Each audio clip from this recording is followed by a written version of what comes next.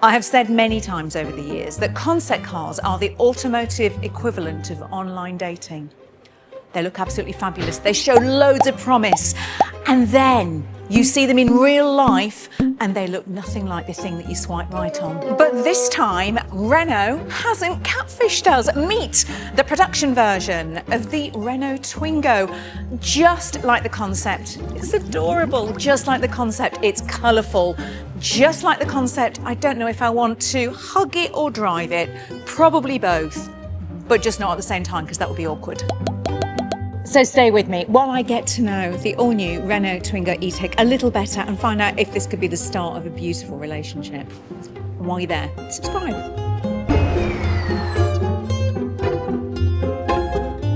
Almost exactly a year ago, I was standing in this very same studio with the concept car. Look at the magic of video. You can see they are pretty much identical, which makes me very happy. However, there are two things that this one's missing that make me a little bit sad. One are the fabulous door handles, because these are all right, but they're just not as fabulous as those circular ones we got on the concept. The other thing is this little design, these three little lozenge shapes, which of course throw back to the original. It was a bit more interesting on the concept, and I was hoping for some kind of maybe charging lights or something.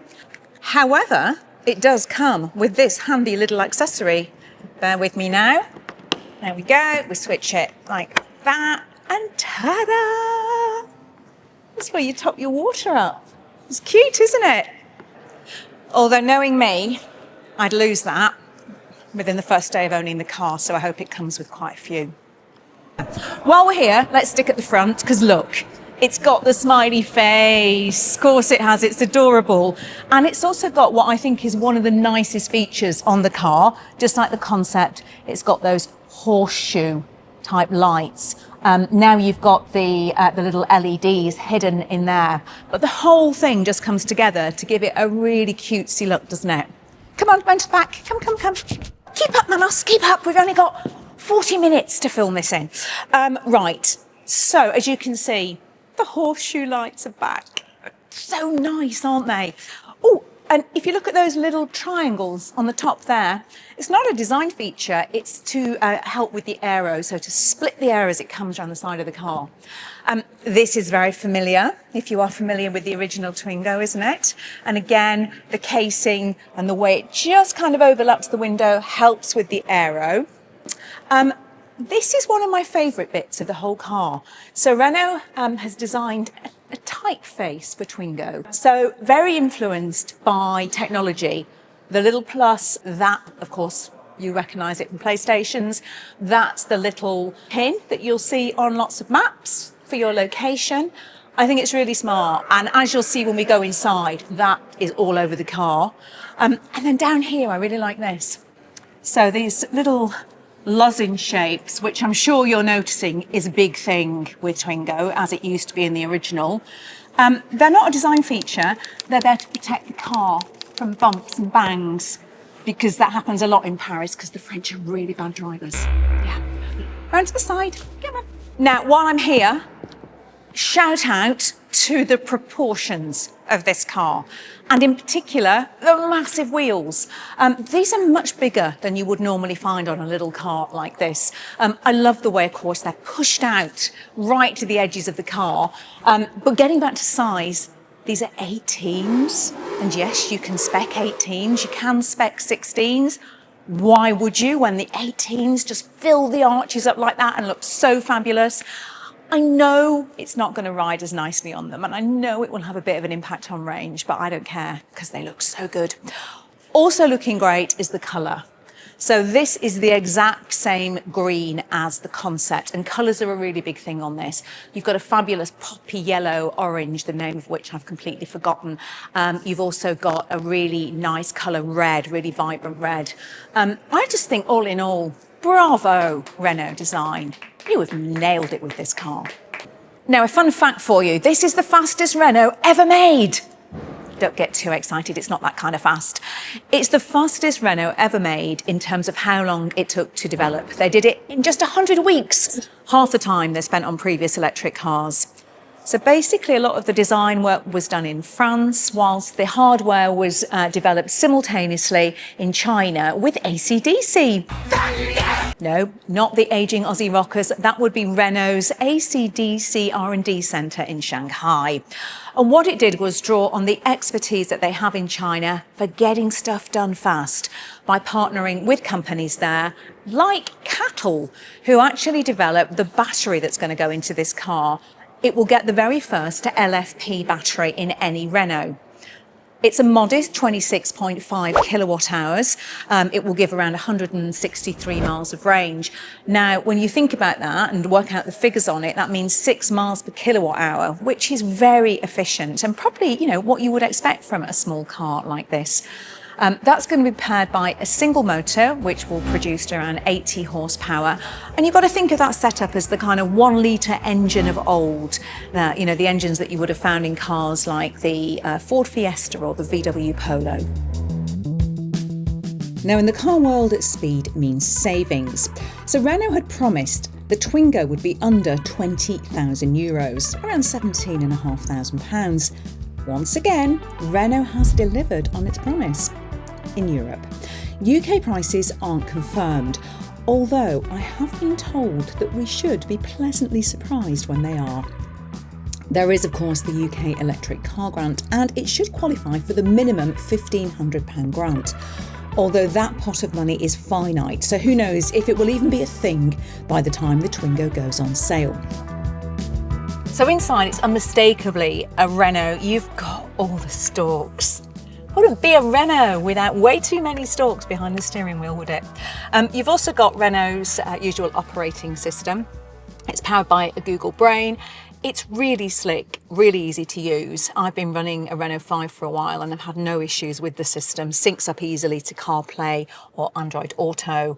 And of course, you've got the smaller screen here in front of you. And it's just got fun little graphics on it. Like the outside, you've got these lozenge shapes all over the car. And again, like the R5, like other Renaults, it's got the really nice, vibrant, bright colours, which just elevate it, make it more interesting. But I think the standout part for me in here is the dash. I love that it's this massive floating lozenge. I really like the attention to detail in the air vents on either side with that little PlayStation-inspired cross that you find in the Twingo logo. And again, another really nice little touch in here is you'll see that there's the colour-coded trim in the doors. That's come from waste from the exterior that they've put in there. It's just a really nice story. But I think one of the strongest things for me in here... Oh, sorry, I forgot about this. Got to give a shout out to this. The hazard warning light was a big thing on the original car, and they've supersized it on this and given it a kind of like shell, shiny housing. Again, just a really nice retro throwback to the original. But yeah, as I was saying, what I love is the accessories in here. They're doing that so well. It was all kicked off with the Renault 5. You've got these Chanel lipstick-inspired gear selector covers. And if there's ones on the Renault 5 that you like, then they will go on there as well. This I really like. Oh, sorry, throwing the keys around. These are the keys, but again, they come with really nice poppy colours. Really handy for finding keys in your handbag. And then if we move to the middle, like before, you've got the 3D printed accessories, little storage compartments that you can remove if you want to do. You can change the colour in the centre there. And again, you've got the centre console, and it just has a fun little cover that you can use if you want to keep things in there, go out and leave the car. Very impressed that it's got a massive cup holder, because a lot of French cars don't. They can be a bit mean. This is my favourite accessory though. Take a look at this. So it clips into the middle here between the driver and the passenger. Ta-da! Look! You can fill it with goodies. You can keep your brolly in and your drinks and your snacks, and then you can not tell anyone else in the car that they're in there. Keep them for yourself. Okay, another thing that it's got for the first time is U-clip accessories. Now, if you're familiar with Dacia, you will know the U-clip accessories from that. So they've gone into this as well. There's one down here just on the side, and it has a little handy shopping bag. How cute is that? And again, if you just look around the car, it's so packed with personality. You've got the typeface on the mats in the front of the car. You've got it up here on the roof liner. Look, it's a small car. It's affordable. You start to dig deep. Of course, some of the plastics don't feel that nice, but who cares when it is this much fun? Just going back to the driving for a minute, and I got a bit carried away with the accessories. So I've noticed flappy paddles on the steering wheel. There are 4 levels of brake regeneration, which will give full 1-pedal driving. Yay, perfect in a little car like this. 24 different safety systems on this, including cruise control as standard on the entry level. And you will be pleased to know that if the beeps and the bongs are not your thing, there is a little button here that you can program with up to 4 or maybe 5 systems. You can turn them off with the press of a button. I'm really looking forward to driving this. There will be just 2 trims to choose from. The Evolution, which gets funky wheel covers and a healthy dose of safety kit, including cruise control.